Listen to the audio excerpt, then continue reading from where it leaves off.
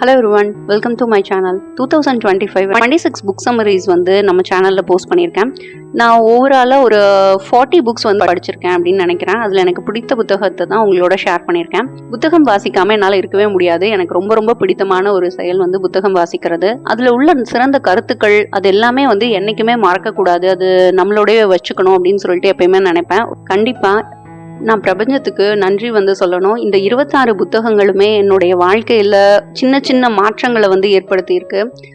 வாழ்க்கைனா என்ன அப்படின்னு சொல்லிட்டு கற்றுக் கொடுக்கறதுக்கும் ரொம்ப உதவியாக இருந்திருக்கு. என்னை இன்னும் மேம்படுத்திக்கிறதுக்கும் அது உதவிகரமானதாக இருந்தது. ஸோ அதற்கு என்னோட நன்றிகள் வந்து நான் சொல்லிக்கிறேன். நான் இவ்வளோ புத்தகம் வாசிக்கிறதுக்கு முகம் தெரியாத நீங்களும் ஒரு காரணம் அப்படின்னு சொல்லிட்டு நினைக்கிறேன். ஏன்னா சில நாள் வந்து எனக்கு புத்தகம் வாசிக்கிறதுக்கு நேரமே இல்லாமல் கூட இருக்கும். அந்த டைம் கூட இல்லை, நம்ம வந்து வீடியோ போடணும், நம்ம இந்த சம்மரி வந்து ஷெட்யூல் பண்ணியிருக்கோம்ல, கண்டிப்பாக இதை வந்து போஸ்ட் பண்ணணும் அப்படின்னு சொல்லிட்டு முகம் தெரியாத உங்களோட உந்துதல்னாலையும் என்னால் நிறைய புத்தகத்தை வந்து படிக்க முடிஞ்சது. சிறந்த புத்தகத்தை தேடி தேடி படிக்க முடிஞ்சது. என்னோட பக்கெட் லிஸ்ட்டில் எப்பயுமே இந்த நூல் வந்து இருக்கிறதுக்கும் நீங்கள் ஒரு காரணமாக இருந்திருக்கீங்க. அதனால உங்கள் எல்லாருக்குமே என்னோட மனமார்ந்த நன்றிகள் வந்து நான் ஃபஸ்ட்டு தெரிவிச்சுக்கிறேன். இந்த 26 புத்தகங்கள் என்ன அப்படின்னு வந்து பார்த்தீங்கன்னா, கழிவறை இருக்கை வந்து போட்டிருந்தேன். ரொம்ப நெருடலான ஒரு புத்தகம் இது. இப்படி கூட மனுஷங்க இருக்காங்களா அப்படின்னு சொல்லிட்டு பார்க்க வச்ச ஒரு புத்தகம். பெண்கள் கிட்டையும் சில தவறுகள் இருக்கு அப்படின்னு சொல்லிட்டு நான் புரிஞ்சுக்கிட்ட புத்தகம். எல்லா ஆண்களுமே வந்து தப்பானவங்க கிடையாது அப்படின்ற ஒரு ஆழமான கருத்தை என்னுள்ள விதைச்ச ஒரு புத்தகம் அப்படின்னு தான் வந்து சொல்லணும். நெக்ஸ்ட் வந்து சேப்பியன்ஸ் வந்து ஃபர்ஸ்டே படிச்சிருந்தேன், இருந்தாலும் ஒரு மறுவாசிப்பு பண்ணணும் அப்படின்னு சொல்லிட்டு சேப்பியன் வந்து படிச்சிருந்தேன் இன்னொரு தடவை. நம்மளுடைய வரலாறை நம்ம தெரிஞ்சுக்கிறது ரொம்ப ரொம்ப முக்கியம். எப்படி இருந்து நம்ம இப்படி ஆயிருக்கோம், இப்போ ஃப்யூச்சரில் நம்ம என்னவாக நம்ம வந்து நம்மளோட சிந்தனையெல்லாம் எப்படி இருக்குது, டிஎன்ஏ வச்சு என்னென்னலாம் பண்ணுறாங்க, அழிந்து போன சில உயிரினங்களை எல்லாம் மறுபடியும் கொண்டு வர முடியும் நம்மளால், அந்த மாதிரி நிறைய விஷயங்கள் வந்து சொல்லியிருக்காங்க. மனிதன் வந்து ஒரு கடவுளாக மாறக்கூடிய அளவுக்கு வந்து இருக்கான் அப்படின்றதெல்லாம் சொல்லக்கூடியதாக இந்த சேப்பியன் புத்தகம் வந்து இருந்தது. ஹூ மூவ்டு மை சீஸ் எனக்கு ரொம்ப பிடித்த புத்தகத்தில் இதுவும் ஒன்று. ஒரு 10 புத்தகம் செலக்ட் பண்ணணும் அப்படின்னு வந்து பார்த்தீங்கன்னா, அந்த 10ல் இந்த ஒரு புத்தகம் கண்டிப்பாக இருக்கும். நம்மளை சுற்றி நடக்கக்கூடிய மாற்றத்தை கவனத்தில் வச்சுக்கணும் அப்படின்னும், சில முடிவுகளை எடுக்க வேண்டிய நேரத்தில் கண்டிப்பாக எடுக்கணும் அப்படின்னு சொல்லக்கூடியதாக ஹூ மூவ்டு மை சீஸ் அப்படின்றது இருந்தது. ஒரு 4 கேரக்டரை வச்சுக்கிட்டு ஒரு அருமையான ஒரு நூல் வந்து எழுதியிருக்காங்க. இந்த நூல் வந்து என்னை சுற்றி என்ன நடக்குது அப்படின்ற அந்த அவேர்னஸை எனக்கு கொடுக்கக்கூடியதாக இருந்தது. நான் இந்த இடத்துல சேஞ்ச் ஆகணும், இந்த இடத்துல வந்து சில மாற்றங்கள் வந்து இருக்குது, இப்படியே நான் என்னுடைய செயல்களை செஞ்சுக்கிட்டே இருந்தேன்னா என்னால் முன்னேற முடியாது அப்படின்னு சொல்லிட்டு ஒரு அவேர்னஸை கொடுக்கக்கூடியதாக இருந்தது. Next show your work, Austin Kleon அவங்க வந்து எழுதியிருக்காங்க. ரொம்ப சின்ன நூல் தான், ஈஸியாக படிச்சிடலாம். நீங்கள் 1 டே ஒரு இல்லைன்னா 2 டேஸில் வந்து நீங்கள் படிச்சிடலாம். ஒரு 3 hours அந்த மாதிரி டைம் ஸ்பெண்ட் பண்ணால் போதும். 10 பாயிண்ட்ஸ் வந்து அவங்க கொடுத்துருப்பாங்க. அவங்களோட அந்த நூல்லே வந்து பார்த்தீங்கன்னா அந்த ஒரு சம்மரி மாதிரி கொடுத்துருப்பாங்கன்னு வச்சுக்கோங்களேன். அந்த 10 விஷயத்தை மட்டும் நீங்கள் செஞ்சீங்கன்னா போதும் அப்படின்ற மாதிரி இருக்கும். ரொம்ப நல்லா இருந்தது. அவங்களோடதுலே வந்து ஸ்டீல் லைக் அன் ஆர்டிஸ்ட் அதுவும் படிச்சிருந்தேன். அதுவும் இதே மாதிரி ஒரு பேட்டர்னில் எழுதியிருப்பாரு. ரொம்ப சூப்பராக இருக்கும். லைப்ரரியில் இந்த நூல் வந்து எடுத்து படித்தேன். எஸ்ட்ரா அவர்களோட நம் காலத்து நாவல்கள். நம்ம நாவல்களே படித்து படித்து பழக்கம். நான் வந்து ஒரு ரஷ்யன் நாவல்கள் இதெல்லாம் நான் படித்ததே கிடையாது. நான் நிறைய ரஷ்யன் நாவல்களும் படிக்கணும், இந்த மொழிபெயர்ப்பு நாவல்கள் நம்ம கண்டிப்பாக படித்து பார்க்கணும் அப்படின்ற ஒரு ஆர்வத்தை ஏற்படுத்தின ஒரு பர்சன் வந்து எஸ்ட்ரா அவர்கள். தஸ்தாவெஸ்கி, டால்ஸ்டாய், அதுக்கப்புறம் ஆண்டன் செக்காவ், இவங்களோட புத்தகங்கள்லாம் நம்ம வந்து வாசிக்கணும் அப்படின்னு சொல்லிட்டு ஒரு ஆர்வத்தை ஏற்படுத்தின ஒரு எழுத்தாளர். நம் காலத்து நாவல்களில் நிறைய நாவல்களை பற்றி அவர் வந்து சொல்லியிருப்பாரு. ஸோ இந்த நூல் வந்து நீங்கள் ரிலாக்ஸ்டாக இருக்கும்போது படிச்சிங்கன்னா ரொம்ப ரொம்ப சூப்பராக இருக்கும். வீட்டு கணக்கு, நம்ம வீட்டில் எல்லாருமே பட்ஜெட் போட்டு செலவு பண்ணணும் அப்படின்னு சொல்லக்கூடியதாக இருந்தது. சோம வள்ளியப்பன் அவர்களோடது நிறைய டிப்ஸ் வந்து கொடுத்துருந்தாங்க. ஸோ இந்த நூலும் வந்து ரொம்ப சிறப்பாக இருந்தது.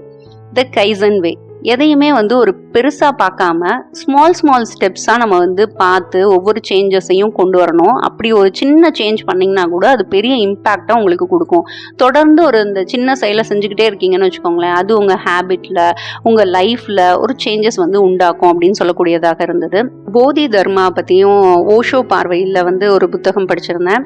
போதி தர்மர் எங்கே பிறந்தாரு, எப்படி அவர் சீனா நோக்கி பயணப்பட்டாரு, அங்க இருந்த சீன மன்னருக்கு அவர் எப்படி ஞானத்தை வந்து கொடுத்தாரு, என்ன மாதிரியான அவருடைய எண்ணம் இருந்தது, அவருடைய சீடர்களை எப்படி அவங்க செலக்ட் பண்ணாங்க, அவ்வளோ பெரிய குரு 4 சீடர்களை மட்டும்தான் வச்சுட்டு இருந்திருக்காரு.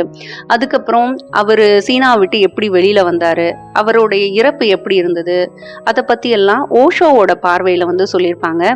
ரொம்ப சூப்பரா இருந்தது அந்த நூல். நெக்ஸ்ட் வந்து பார்த்தீங்கன்னா men of from Mars women of from Venus மறுவாசிப்பு வந்து 2025ல பண்ணியிருந்தேன். ஒவ்வொரு ஆணும் பெண்ணும் எப்படி அவங்களோட மனப்போக்கு இருக்கு அப்படின்னு சொல்லக்கூடிய ஒரு உளவியல் கண்ணோட்டமாக இந்த நூல் வந்து இருக்கும். இப்போ திருமண நாளுக்கு சில பேருக்குலாம் என்ன பரிசு கொடுக்கணும் அப்படின்னு சொல்லிட்டு யோசிச்சுட்டே இருப்போம். எல்லாரும் வந்து பார்த்தீங்கன்னா இந்த வால் கிளாக்கு இல்லை ஏதாவது ஒரு பிள்ளையார் சிலை இந்த மாதிரி தான் கொடுத்துட்டே இருப்பாங்க. ஸோ இப்படி கொடுக்கறதுக்கு பதிலாக men are from Mars women are from Venus அந்த புத்தகத்தை வந்து கொடுக்கலாம். ஏன்னா சண்டை வராமல் இருக்கவே இருக்காது. இனிஷியலாக ஒரு குழந்தை அவங்களுக்குன்னு பிறக்கிற வரைக்கும் சண்டை வந்துட்டே தான் இருக்கும். எதுக்கு சண்டை போடுறோம் அப்படின்னே தெரியாது. அதுக்கப்புறம் குழந்தைய பார்க்கறதுக்கே நமக்கு நேரம் சரியா இருக்கிறதுனால சண்டை கண்டிப்பாக போட மாட்டோம். இது வந்து எல்லாரோட திருமண வாழ்க்கையிலையும் வந்து நடக்கும். ஒரு 3 மாதம் 4 மாதம் கழிச்சுட்டு எப்படியாப்பட்டவங்களா இருந்தாலும் சண்டை போட்டுருவாங்க.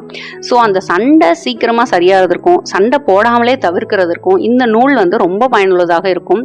ஏன்னா ஒரு ஆண் வந்து இப்படி தான் சிந்திக்கிறான், ஆமாம் இப்படி தானே அவங்க பண்ணுவாங்க, பொண்ணுன்னா ஓவர் திங்க் பண்ணுவா, அவளோட மெச்சூரிட்டி ரொம்ப ஹையாக இருக்கும், இல்லை ரொம்ப முன்கூட்டியே யோசிக்கிற தன்மை வந்து பெண்களுக்கு அதிகமாக இருக்குது அப்படின்றதா இருக்கலாம்.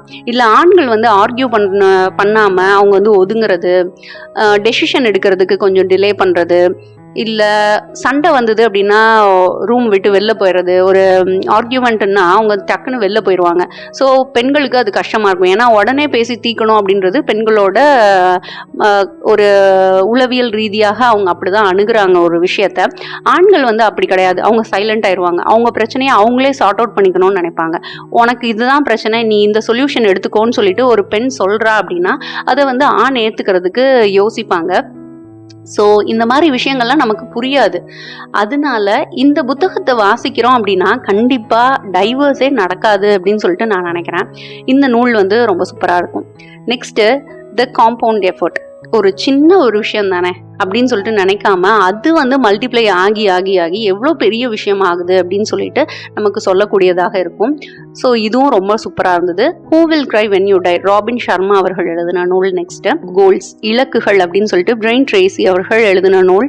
ஒரு இலக்கு அப்படின்னா அதை வந்து எப்படி நம்ம நிர்ணயிச்சுக்கிறது, அதோட எண்ட் டேட் என்ன, அதை கண்டிப்பாக நம்மளால் வந்து அடைய முடியுமா, சாத்தியமான இலக்கு தான் நம்ம வந்து நிர்ணயிச்சுட்டு இருக்கோமா அப்படின்லாம் நம்மளை கிராஸ் வெரிஃபிகேஷன் பண்ணிக்கிறதுக்கு உதவியாக இருக்கக்கூடியது இந்த இலக்குகள்.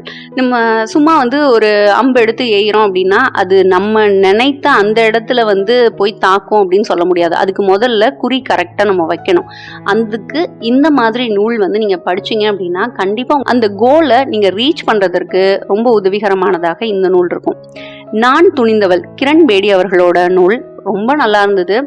2023ல விபாசனா மெடிடேஷன் வந்து போயிருந்தேன். விபாசனா மெடிடேஷன் போகும்போது 11வது நாள் இறுதியாக நாங்கள் வந்து அங்கே தியானம் பண்ணி முடிச்சதுக்கு அப்புறமாக கிரண் பேடி அவர்கள் இந்த விபாசனா மெடிடேஷனை வந்து கற்றுக்கிட்டு கைதிகளுக்கு அதை அவங்க சொல்லி கொடுத்து ஒவ்வொரு கைதியும் பயனடைந்ததை பற்றி ஒரு காணொளி வந்து போட்டிருந்தாங்க. ரொம்ப ரொம்ப சூப்பராக இருந்துச்சு. அப்போ தான் நான் கிரண் பேடி ஓகே அவங்க இந்த மாதிரி பேசுவாங்களா, இந்த மாதிரிலாம் எல்லாரையும் மோட்டிவேட் பண்ணியிருக்காங்களா அப்படின்னு சொல்லிட்டு எனக்கு வந்து தெரிஞ்சது. அதுக்கப்புறமாக இவங்களை பற்றி இன்னமும் நிறையா தெரிஞ்சுக்கணும் அப்படின்னு சொல்லிட்டு ஆர்வமாக இருந்ததுனால நான் புத்தகம் வந்து வாசிக்கணும்னு நினச்சிட்டே இருந்தேன். அப்போ லைப்ரரியில் நான் துணிந்தவள் அப்படின்ற புத்தகம் வந்து எனக்கு கிடைச்சது. ஸோ அந்த புத்தகம் வந்து படிச்சிருந்தேன். ஒரு பெண்ணுக்கு எவ்வளவு சவால்கள் இருந்திருக்கு, அதெல்லாம் எப்படி அவங்க வந்து சரி பண்ணியிருக்காங்க, ஒவ்வொரு தடைக்கல்லையும் எப்படி அவங்க ஒரு படிக்கல்லாம் மாற்றி முன்னேறி இருக்காங்க அப்படின்னு சொல்லக்கூடியதாக இந்த நூல் வந்திருக்கும். The happiest man in the world, Eddie Jaku அவங்க வந்து எழுதின நூல். ஹிட்லரோட வதை முகாமில் இவர் வந்து இளம் வயதிலே மாட்டிக்கிறாரு. அதற்கப்புறம் அந்த வதை முகாம்லேருந்து எப்படி அவங்க வெளியில் வராங்க அப்படின்றத சொல்லக்கூடியதாக இந்த நூல் வந்து இருக்கும். இவரே வந்து எழுதியிருக்காரு. அவங்களோட தங்கையை தவிர அவங்க ஃபேமிலியில் இருக்க எல்லாருமே வந்து இந்த வதை முகாமில் இறந்துருப்பாங்க. அது எல்லாத்தையுமே இவர் பார்த்து தாண்டி வந்திருப்பாரு. ஒரு நாளுக்கு ஒரு ரொட்டி துண்டும் ஒரு தேநீரும் இது 2 தான் அவருக்கு கிடைக்கும். ஒரு 10 மணி நேரத்துலேருந்து 14-16 மணி நேரம் வரைக்கும் கஷ்டப்பட்டு வேலை செய்யக்கூடியதாக அவரோட இது வந்து இருந்திருக்கு. இந்த போராட்டத்துல அந்த மனிதரோட உடல்ல உயிர் ஒட்டியிருக்கதே பெரிய விஷயம். ஒவ்வொரு நாளுமே வந்து அவர் நினைப்பாராம், அடுத்த நாள் சூரியனை நான் பார்ப்பேனா, நான் உயிரோட இருப்பேனா, உயிரோட இருந்தா மட்டும் போதும், வேற எதுவும் வேண்டாம் அப்படின்னு சொல்லிட்டு அவர் நினைப்பாராம். அவ்வளவு துன்பப்பட்டவர். ஆனா அவர் எழுதியிருக்க நூல் என்னன்னா த happiest man in the world அப்படின்னு சொல்லிட்டு எழுதியிருக்காரு. இவருக்கும் இந்த தலைப்புக்கும் சம்மந்தமே இல்லையே அப்படின்னு சொல்லிட்டு நமக்கு தோணும். இதை படிக்கும் போது தான் நம்ம வாழ்க்கையில நம்ம எவ்வளவு விஷயங்கள் நமக்கு கிடைச்சிருந்தோம், நம்ம இது கிடைக்கலையே அது கிடைக்கலையேன்னு ஒரு அற்பமான விஷயத்துக்காக ஏங்கிட்டு இருக்கோம் அப்படின்றது புரியும். இந்த நூல் படிச்சதுக்கு அப்புறம் என்னை சுத்தி இருக்க எல்லா விஷயத்துக்காகவும் நான் வந்து ரொம்ப நன்றி உள்ளவளாக இருக்கணும் அப்படின்னு சொல்லிட்டு நான் நினைச்சேன். ஏன்னா அவங்களே ஹாப்பியஸ்ட் பர்சன் இந்த வேர்ல்டுன்னு சொல்லும் போது நம்மெல்லாம் அதுக்கும் மேல சந்தோஷமா இருக்கோம் அப்படின்னு சொல்லிட்டு தான் நான் சொல்லுவேன். ஸோ அந்த மாதிரி ஒரு புரிதலை வந்து ஏற்படுத்துச்சு இந்த நூல். நெக்ஸ்ட் ஐம்பெரும் காப்பியங்கள் படிக்கணும்னு சொல்லிட்டு ரொம்ப ஆசையா இருந்தது. ஸோ அந்த நூல் வந்து எடுத்திருந்தேன். அதற்கு அடுத்ததாக புத்தரின் வாழ்க்கை வரலாறு, புத்தர் வந்து எங்க பிறந்தாரு, அதற்கப்புறம் அவரோட இளம் பருவம் எப்படி இருந்தது, எப்படி வந்து புத்தரா மாறுறாரு, கௌதம புத்தர் அப்படின்னு சொல்லிட்டு அவருக்கு ஏன் பேர் வந்துச்சு, அவரோட பிறப்பு வந்து என்ன மாதிரி ஒரு வித்தியாசமாக இருந்தது, அதை பத்தி எல்லாம் சொல்லக்கூடிய ஒரு நூலா வந்து இருந்தது. நெக்ஸ்ட் பெண் பிரபஞ்சன் அவர்கள் எழுதினது. பெண்களுக்கு காலம் காலமாக என்னென்ன மாதிரியான ஒரு அடக்கு முறையெல்லாம் இருந்திருக்கு, இப்ப பெண்கள் அதெல்லாம் தாண்டி எப்படி சுதந்திரமாக இருக்காங்க அப்படின்னு சொல்லக்கூடியதாக நூல் வந்து இருந்தது. மருத்துவத்திலிருந்து மனமற்ற நிலை வரை ஓஷோ அவர்களோட புத்தகம். வீடில்லா புத்தகங்கள் எஸ்ரா அவர்களுடையது. ஜே.கே. கிருஷ்ணமூர்த்தி அவர்களோட புத்தகம். மிரட்டும் மர்மங்கள் முகில் அவர்கள் எழுதின புத்தகம். வீரமங்கை வேலுநாச்சியார். ஒவ்வொரு பெண்ணுமே கண்டிப்பாக வாசிக்க வேண்டிய ஒரு நூல். இதை வாசிச்சு முடிக்கும் போது நம்ம வந்து சாதாரணம் கிடையாது, நமக்கும் நிறைய பவர் இருக்கு, நம்ம வந்து ரொம்ப வீக்கானவங்க நம்மளை நினைச்சிட்டு இருக்கோம் அப்படின்னு சொல்லிட்டு நமக்கு தோண வைக்கக்கூடியதாக ரொம்ப வீரம் மிகுந்ததாக இந்த நூல் வந்திருக்கும். Change your thinking, change your life. நீங்க உங்க எண்ணத்தை மட்டும் மாத்தினா போதும், உங்க வாழ்க்கை ஆட்டோமேட்டிக்கா மாறிடும் அப்படின்னு சொல்லக்கூடியதாக இந்த நூல் இருக்கும். இதையும் பிரெயின் ட்ரேசி அவர்கள் எழுதியிருப்பாங்க. ஸோ இந்த 26 புத்தகங்கள் தான் நான் இந்த இயர் வந்து படிச்சிருந்தேன்.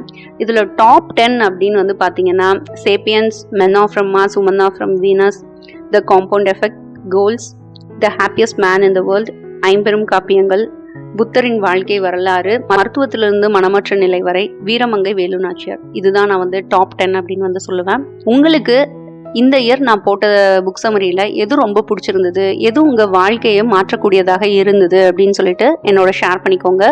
நீங்க படிச்ச நல்ல புத்தகம் ஏதாவது இருக்கு, அதோட புக் சம்மரி வந்து நான் போட்டா நல்லா இருக்கும் அப்படின்னு சொல்லிட்டு நினைச்சீங்கன்னா கண்டிப்பா அதை எனக்கு கமெண்ட் பாக்ஸ்ல போடுங்க.